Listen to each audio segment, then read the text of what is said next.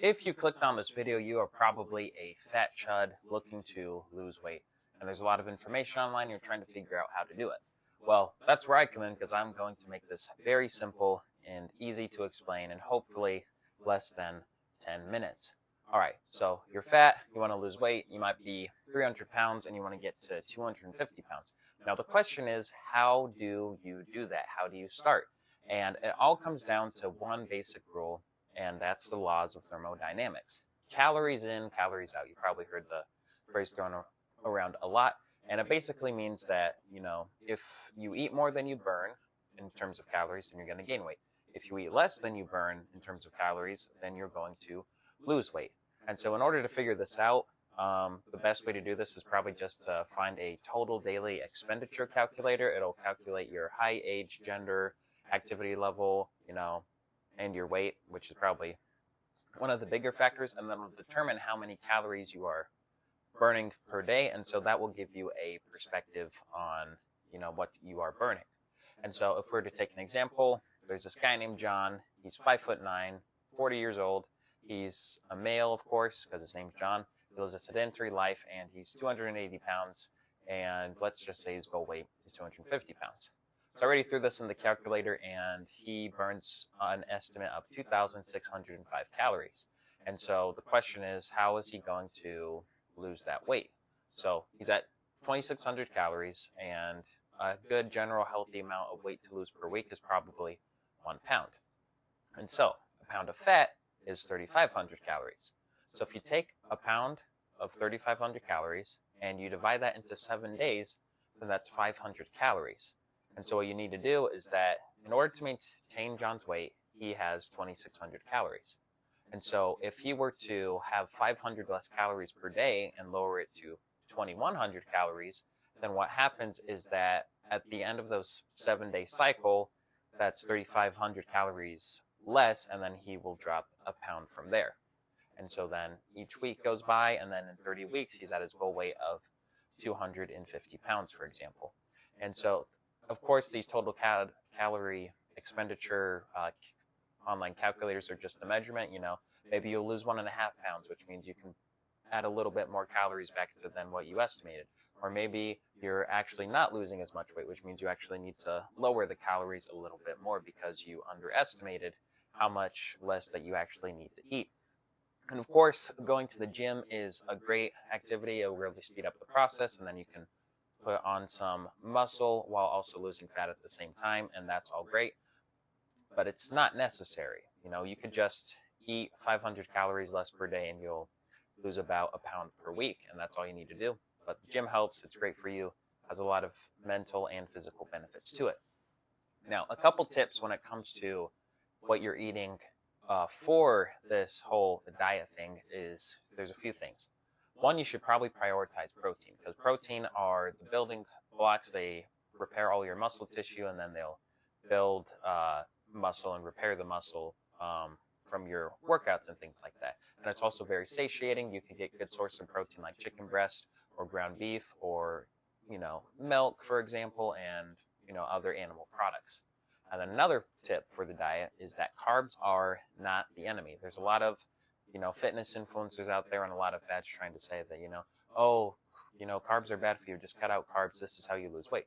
But your brain actually runs on glucose, which is from carbohydrates you eat, and then your body converts that to glucose, which is energy for your brain, and also the energy sources that are dominant and primary and what your body is normally used to for exercising activities. So carbs are not your enemy.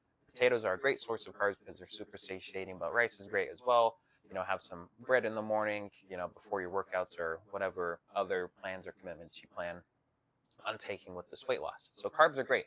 And then, of course, watch the fat. A lot of people eat a lot of high-fat foods because that's what's available, all the fast food and stuff.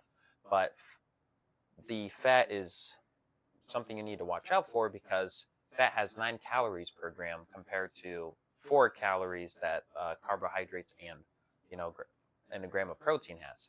And so you need to kind of watch the fat there, and having lower fat options will probably really help reduce your calories in a pinch. But you still need fat, of course. It's one of the macronutrients to help fuel your body. And so a couple good sources of, healthy fats would be like eggs or salmon. And so that is another tip. Another tip is watch the cooking oils. A lot of people, they go on this weight loss journey and then they think that, oh, I'm not losing weight, it's not working. But they don't realize that they're adding hundreds of calories by the cooking oils that they use. If you put a spoonful of olive oil in your pan before you're cooking some meat, or if you put a slab of butter in before you're, cooking your eggs, then you're adding hundreds of calories, and then you're actually not in a calorie deficit anymore, you're in a calorie surplus, and that's why the diet's not working. So good fix for this is getting cooking sprays, because there's still calories in them, but it's a lot less overall, and then you get a nice even coat, and so that's even better. So switch to a spray, because then you'll really reduce the calories that way. Another tip, whole foods are probably better than, going out to eat all the time, because they're a lot more satiating. It's probably cheaper to buy food from the grocery store than going out to eat all the time.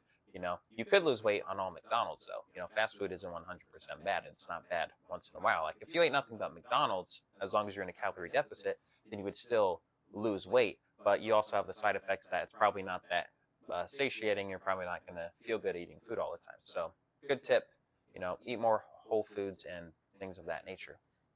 Another tip is watch out for your calorie dense drinks, because a lot of people, they're not tracking their drinks. They're not tracking, the ton of creamer that they put in their morning coffee. They're not tracking their, Frappuccino that they get at Starbucks. They're not tracking all the sodas that they drink.